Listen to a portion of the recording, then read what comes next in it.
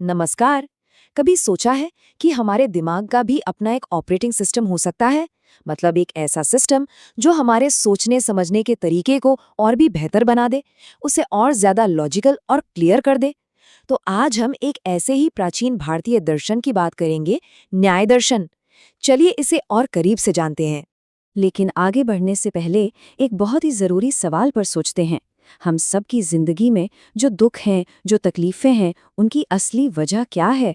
हम सब इनसे छुटकारा तो चाहते हैं, पर इनकी जड़ क्या है? जानते हैं, न्याय दर्शन के मुताबिक इस सवाल का जवाब सिर्फ एक शब्द में छिपा है: अज्ञान। जी हाँ, सही जानकारी की कमी। यही हमारे सारे दुखों की जड़ है। सुनने में शायद थोड़ा अजीब लगे, है ना? पर न्याय दर्शन की पूरी फिलॉसफी इसी एक आइडिया पर बनी है। तो फिर ये न्याय दर्शन है क्या चीज? देखिए, ये गौतम ऋषि का शुरू किया हुआ एक बहुत पुराना भारतीय दर्शन है। इसका पूरा फोकस दो चीजों पर है। एक तो है तर्क यानी लॉजिक, और दूसरा है ज्ञान, मतलब सही जानकारी हासिल करने के तरीके क्या हैं। इसका जो मेन टेक्स्ट है वो है न्याय सूत्र, और इसका सीधा सा मकसद है अज्ञान को हटाकर सही ज्ञान तक पहुंचना। तो चलिए, न्याय दर्शन के पहले हिस्से को समझते हैं। ये सही तरीके से सोचने की एक कला है। ये बस कोई किताबी ज्ञान नहीं है, बल्कि हमारे दिमाग को शार्प करने के लिए एक प्रैक्टिकल टूलकिट है। लेकिन सोचने की इस कला को सीखने का आखिर मकसद क्या है? जैसा हमने बिल्कुल शुरू में बात की थी, इसका सिर्फ एक और एक ही बड़ा लक्ष्य है: दुखों से पूरी तरह आज़ादी, जिसे मोक्ष भी कहते हैं। तो सवाल ये उठता है कि ये लक्ष्य हासिल होगा कैसे? न्याय दर्शन इसके लिए एक बहुत ही सीधा और लॉजिकल रास्ता दिखाता है।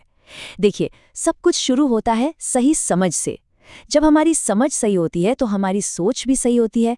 सही सोच हमें एक सही जीवन जीने के लिए गाइड करती है, और एक सही जीवन ही आखिरकार हमें दुखों से मुक्ति दिलाता है। सिंपल लगता है, पर कितना पावरफुल है ना? लेकिन बात फिर वही है, ये सही समझ या सही ज्ञान आखिर आएगा कहाँ से? इसके लिए न्याय दर्शन हमें 4 बहुत ही कमाल के टूल्स देता है, जिन्हें संस्कृत में प्रमाण कहा जाता है।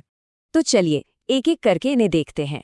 पहला है प्रत्यक्ष, यानी वो ज्ञान जो हम सीधे अपनी 5 इंद्रियों से लेते हैं, जैसे अपनी आंखों से किसी पेड़ को देखना। दूसरा है अनुमान, मतलब लॉजिक लगाकर किसी नतीजे पर पहुंचना।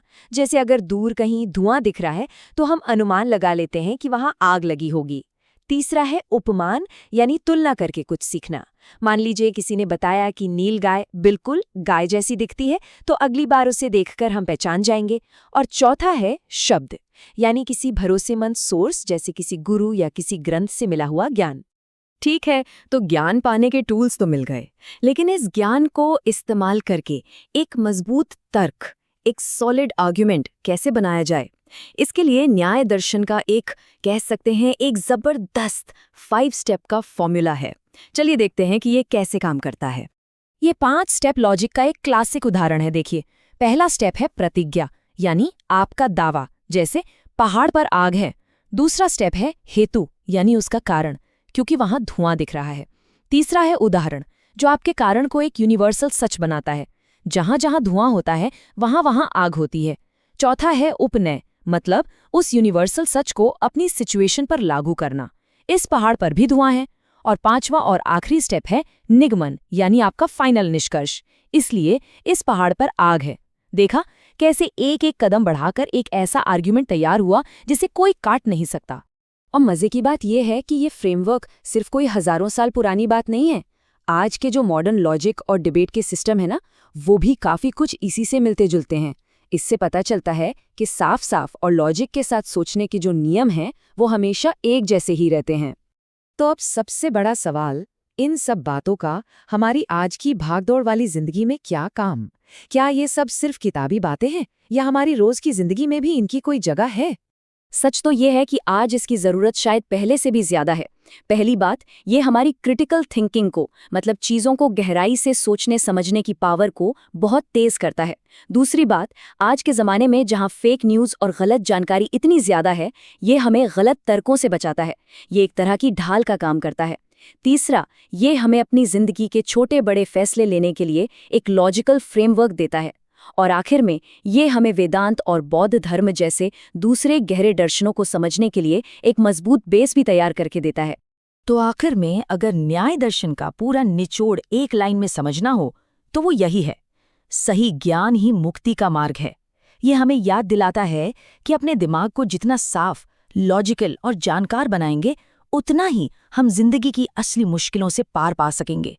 तो अगली बार जब भी कोई जानकारी सामने आए, कोई तर्क सुनने को मिले, तो एक पल रुककर न्याय के इन साधनों के बारे में जरूर सोचना चाहिए।